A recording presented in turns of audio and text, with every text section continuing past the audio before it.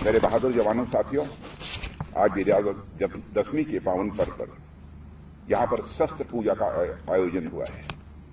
इसे मैं अपना सौभाग्य मानता हूं कि शस्त्र पूजा के अवसर पर यहां आप सबके बीच उपस्थित होने का मुझे अवसर प्राप्त हुआ है। इस पूजा में हमारी सेना के बहादुर जवानों के बीच उपस्थित होने पर मुझे बेहद खुशी और गर्व की अनुभूति हो रही है। मैं आप सभी को विजयादशमी के इस पावन पर्व की हार्दिक बधाई देता हूं और आपके परिवारजनों को भी मैं अपनी हार्दिक शुभकामनाएं देता हूं। साथियों, भारत संभवतः इकलौता देश है जहां शास्त्रों और शस्त्रों की एक साथ पूजा होती है, यानी शास्त्र और शस्त्र को समान आदर के भाव से भारत में देखा जाता है। आम तौर पर तो देखने में किसी को यह लग सकता है कि लोहे लकड़ी की बनी चीजों की पूजा अर्चना का क्या औचित्य है, निर्जीव वस्तुओं को इतना सम्मान देने का क्या औचित्य है, पर वास्तव में यह हमारी उस विशाल और महान सांस्कृतिक परंपरा का प्रतीक है जिसमें हम किसी भी वस्तु का उपयोग करने के पहले और बाद में उसके प्रति कृतज्ञता ज्ञापित करते हैं। साथियों, केवल अस्त्र शस्त्र ही नहीं बल्कि प्रत्येक वह वस्तु जो हमारे जीवन को सुगम बनाती है, हमारी परंपरा में उसकी पूजा अर्चना की जाती है। आप लोगों ने देखा होगा कि देश के अलग अलग हिस्से में अलग अलग प्रोफेशन के लोग किसी न किसी दिन अपने प्रोफेशन से संबंधित यंत्रों की और वस्तुओं की पूजा करते हैं। दीपावली और बसंत पंचमी को विद्यार्थी कलम, दावात और अपने पुस्तकों की पूजा करते हैं। म्यूजिशियन अपने तरह तरह के वाद्य यंत्रों की भी पूजा करते हैं। लोहे और सोने के व्यवसाय से जुड़े लोग अपने व्यवसाय से संबंधित यंत्रों की भी पूजा करते हैं।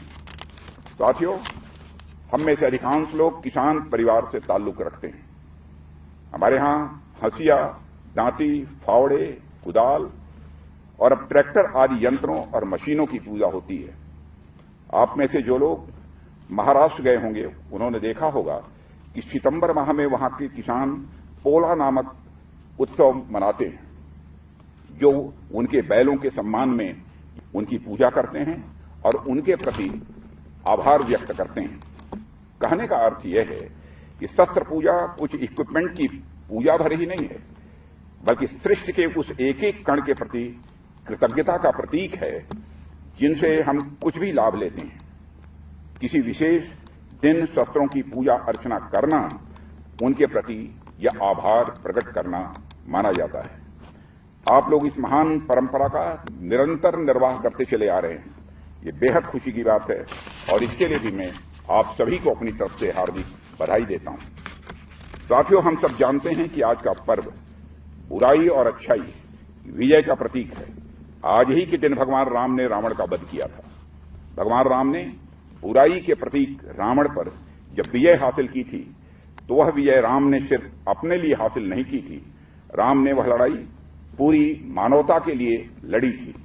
वह विजय सिर्फ भगवान राम की विजय नहीं थी बल्कि वह मानवता की विजय थी। मैं यहां मानवता की विजय की बात इसलिए कह रहा हूं क्योंकि रावण बहुत बड़ा विद्वान, धनवान और होने के बावजूद सामाजिक बुराइयों का वह प्रतीक था, वह अधर्म का प्रतीक था, वह असत्य का प्रतीक था और भगवान राम उस बुराई, उस अधर्म और उस असत्य के विरुद्ध लड़ रहे थे। भगवान राम की रावण से कोई व्यक्तिगत दुश्मनी नहीं थी।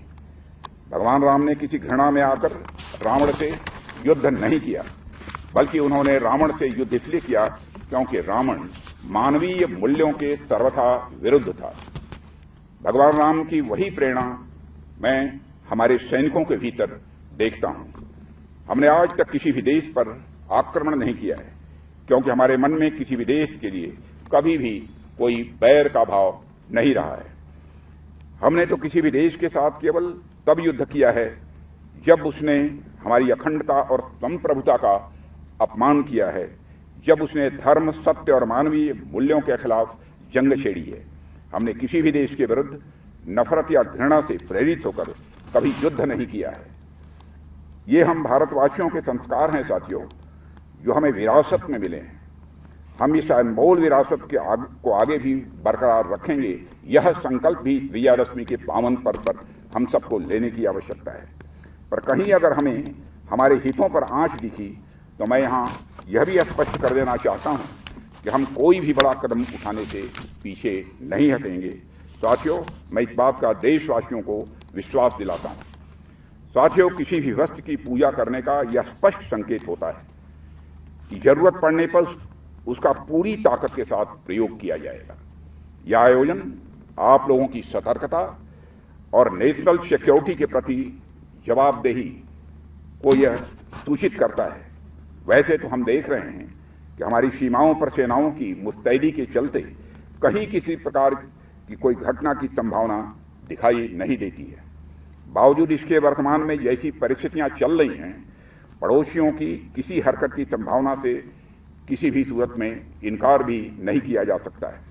रक्षा मंत्रालय का उत्तरदायित्व संभालने के बाद से ही मैंने हमेशा इस बात पर बल दिया है कि ग्लोबल सिनेरियो चाहे कुछ भी हो, पर हमें अपनी तैयारियों में कहीं कोई कमी किसी भी सूरत में नहीं रखनी है। किसी भी परिस्थिति के लिए हमेशा और हर विकल्प के साथ प्रोएक्टिवली हम सबको तैयार रहना है। हम सब अपनी राष्ट्रीय सुरक्षा में पूरी तरह मुस्तैद रहें। साथियों, यह समय की मांग है। आज जब हम सभी शस्त्र पूजा में एकत्रित हुए हैं, हम अपने इस संकल्प को दोहराएं कि हम भारत की आन बान और शान को अपने मन, वचन और कर्म से लगातार और ऊंचा करने के लिए सतत प्रयास करते रहेंगे। हम अपने तिरंगे झंडे की शान को और ऊंचा करने के लिए सदैव प्रयासरत रहेंगे। यही शस्त्र पूजा की सार्थकता होगी। इस अवसर पर अधिक कुछ न कहते हुए एक बार फिर विजयादशमी के इस आयोजन के लिए आप सभी को मैं हार्दिक बधाई देता हूं और शुभकामनाएं देता हूं, और आपके साथ साथ आपके सभी परिवारजनों को भी अपनी हार्दिक शुभकामनाएं और बधाई देते हुए अपना निवेदन समाप्त करता हूं। आप सबको बहुत बहुत धन्यवाद। बोलिए भारत माता की, भारत माता की, भारत माता की।